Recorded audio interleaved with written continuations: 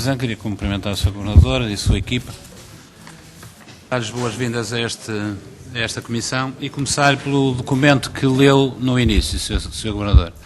Eu confesso-lhe que não me surpreendeu o texto, mas confesso-lhe que me sinto frustrado. Quando, no capítulo que pretende abordar a explicação da origem das necessidades de capital dos bancos portugueses, se fica pelas duas razões enunciadas. É de facto muito pouco e não explica quase nada. Peço desculpa por esta frontalidade. É verdade que há fatores externos, o fator da imposição de rácios quarto-ano superiores. É verdade que há outros fatores externos resultantes de uma chamada crise geradora de imparidades. É verdade, mas falta a terceira e última explicação que o senhor não afronta. E eu lamento que não afronte porque o senhor é conhecido por frontalidade. Então, por que é que não afronta a qualidade da gestão exercida nos últimos anos? Por que é que não dizemos que essa gestão foi pouco prudente, para não dizer imprudente? Por que é que não dizemos que durante anos as gestões da banca foi, enfim, ávida de lucros e de distribuição de dividendos e pouco prudencial porque não curou de elevar os rácios próprios dos capitais que geriam? Por que é que nós imputamos, Vossa Excelência, imputa a responsabilidade a terceiros, a fatores externos à gestão da banca e faz de conta que não existe nenhuma responsabilidade na irresponsabilidade da gestão da banca durante os últimos anos? Eu acho isto, Sr. Governador do Banco de Portugal, deixe-me dizer-lhe com frontalidade, olhos nos olhos, acho isto uma omissão que eu não esperava suceder da sua parte, independentemente depois de fazer uma referência a uma postura insuficientemente conservadora. Sr. Governador, isto não chega. Isto não chega. Isto, de facto, não chega. E todos sabemos que a base fundamental da necessidade de uma intervenção do Estado em vários bancos no passado e agora no presente resulta não só de uma supervisão ineficiente, já sabemos, mas também de um conjunto de atitudes de gestão absolutamente inaceitáveis, danosas em alguns casos, danosas dos interesses dos seus próprios acionistas. E, portanto, eu lamento que isto não esteja garantido. Quanto ao processo de recapitalização, eu começo por um exemplo, também pegando num capítulo que aqui escreve, que é como foi ou como é protegido o interesse público nestas operações.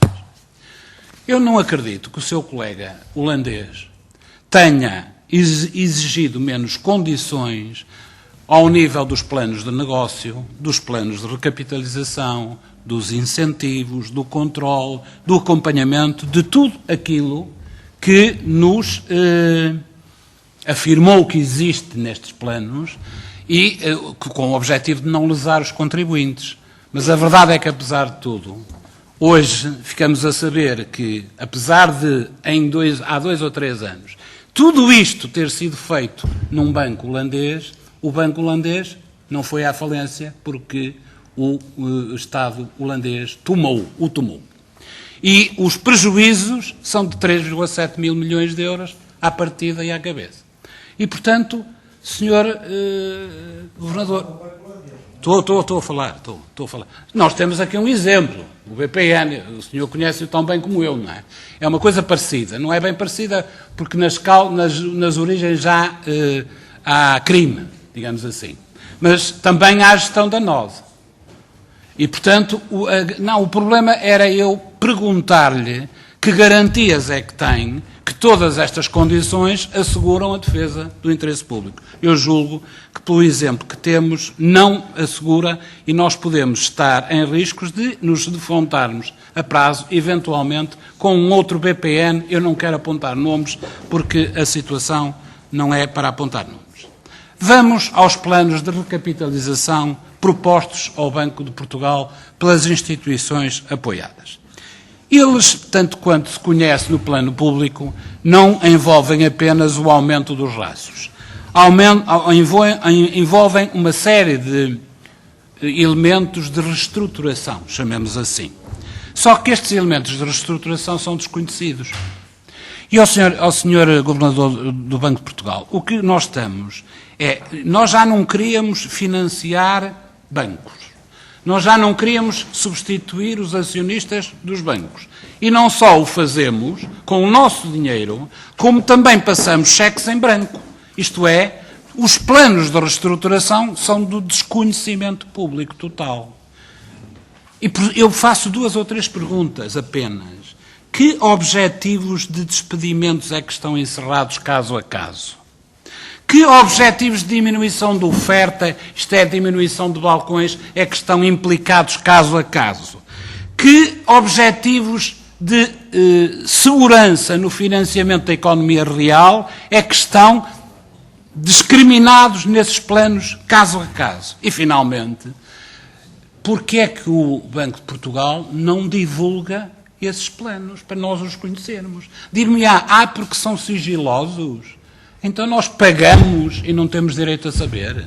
Eu pago do meu bolso, o senhor paga do seu bolso, substitui-se aos acionistas do BCP.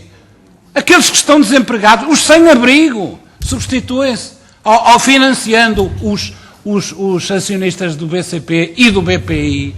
E depois não temos ao menos o direito a saber quais são os planos que eles têm para assegurar a recuperação desse dinheiro. Outra questão.